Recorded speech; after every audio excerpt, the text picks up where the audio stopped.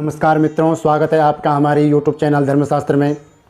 तो मित्रों, जैसे कि आप जानते हैं कि हम इस चैनल के माध्यम से धर्म से संबंधित जानकारियाँ लाते रहते हैं।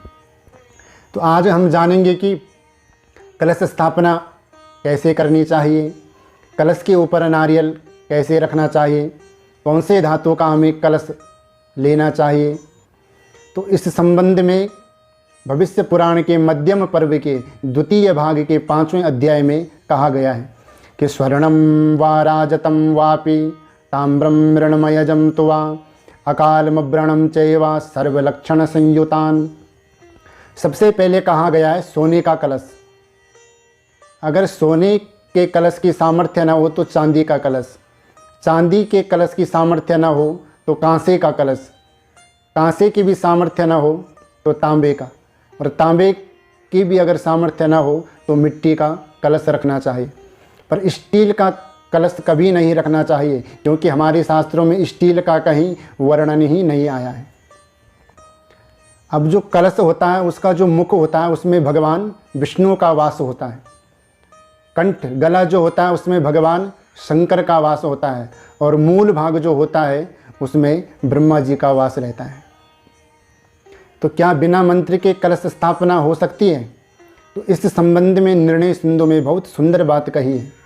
यावन वे वाप तत्र गोधूमश्चापि संयुतान तत्र संस्थापयेत् कुंभम विधिना मंत्र पूर्वकम। कि बिना मंत्र के कोई भी कर्म सफल नहीं होता है, बिना मंत्र के कोई भी कर्म नहीं किया जाता है। इसीलिए कलश स्थापना भी बिना मंत्र के नहीं की जाती है, मंत्र बोलकर ही करें। बिना मंत्र के वो केवल हमारा भाव है, हमने कलश को सजा दिया और कलश स्थापना कर दी। कई लोग प्रश्न पूछेंगे कि अगर बिना मंत्र के कलश स्थापना नहीं हो सकती है तो कैसे करें। अगर हमारे घर में ब्राह्मण देवता नहीं आ सकते हैं, नहीं उनको समय लगता है, नहीं कोई अपने घर में बड़ा अनुष्ठान करा पाता है और उनको कलश स्थापना नवरात्रों में करनी है, तो इस संबंध में निर्णय सिंधु में और धर्मशास्त्र में बहुत सुंदर बात कही गई है किस प्रकार से करें अपने आप कलश स्थापना। तो निर्णय सिंधु में कहा गया है साचा जयंती मंत्रेण नवाक्षरेण वा कार्या, और धर्म सिंधु में कहा गया है सूक्त ऋग्विश्चासनादि षोडशोपचार सपूजयेत्। अर्थात दुर्गा सप्तशती के अंदर एक श्लोक है, जयंती मंगला काली भद्रकाली कपालिनी दुर्गा क्षमा शिवा धात्री स्वाहा स्वदा नमोस्तुते। इस श्लोक को बोल करके षोडशोपचार विधि से हम कलश स्थापना अपने आप कर सकते हैं। पहले हमने कलश के नीचे सप्तधान्य 7 प्रकार का अनाज रखना है, उसके ऊपर कलश स्थापना करनी है।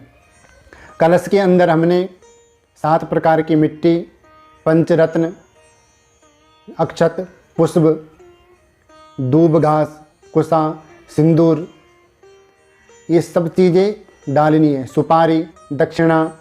उसके बाद हमने आम्रपत्र, आम के पत्ते लगाने हैं।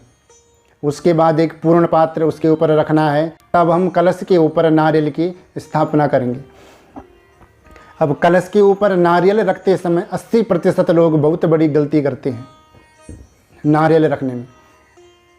तो कलश के ऊपर नारियल कैसे रखना चाहिए ये भी हमारे शास्त्रों में कहा है कि अधोमुखम शत्रु विवर्धनाय अर्धवस्य वस्त्रम बहुरोग वृद्ध्यै।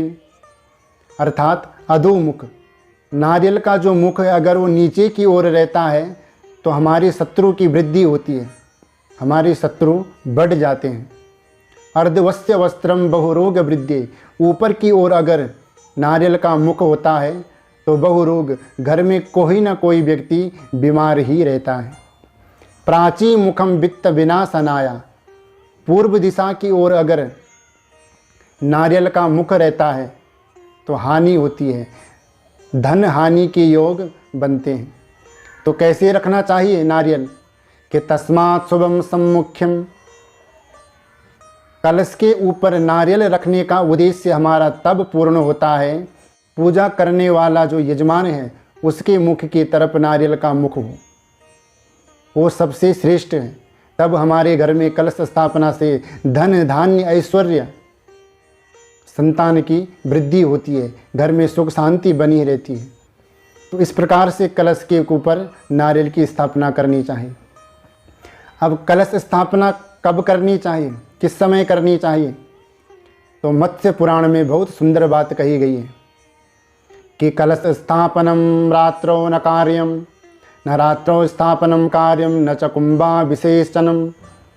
इसी प्रकार देवी भागवत में भी कहा गया है, प्रातरावाहये देवी प्रातरेव प्रवेशयेत्, प्रातः प्रातश्च संपूज्य प्रातरेव विसर्जयेत्। मत्स्य पुराण और देवी भागवत में एक ही बात कही गई है कि हमारे धर्मशास्त्र में रात्रि के समय कोई भी कार्य नहीं होता है, इसलिए कलश स्थापना रात्रि के समय बिल्कुल भी नहीं करनी है। प्रातः काल सबसे श्रेष्ठ बताया गया है।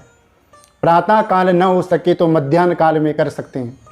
मध्याह्न काल में भी अगर न हो सके तो पूर्वाह्न के आधा भाग को लेकर उसमें कलश स्थापना कर सकते हैं। विसर्जन भी इसी प्रकार से करें। प्रातः काल हो सके तो अच्छी बात, प्रातः काल अगर समय न मिल पाए तो मध्याह्न काल में, मध्याह्न काल में न हो पाए तो पूर्वाह्न के आधे भाग को लेकर के उसमें कलश विसर्जन कर सकते हैं। पर कलश के ऊपर जो नारियल रहता है वो कभी फोड़कर खाना नहीं चाहिए। आज के लिए इतना ही। मुझे विश्वास है कि हमारे द्वारा दी गई जानकारी आपको ज़रूर पसंद आई होगी। हमारे द्वारा दी गई जानकारी आपको पसंद आए तो हमारे चैनल को सब्सक्राइब करें, लाइक करें, शेयर करें, कमेंट करें। तब तक के लिए जय जय श्री राधे श्याम।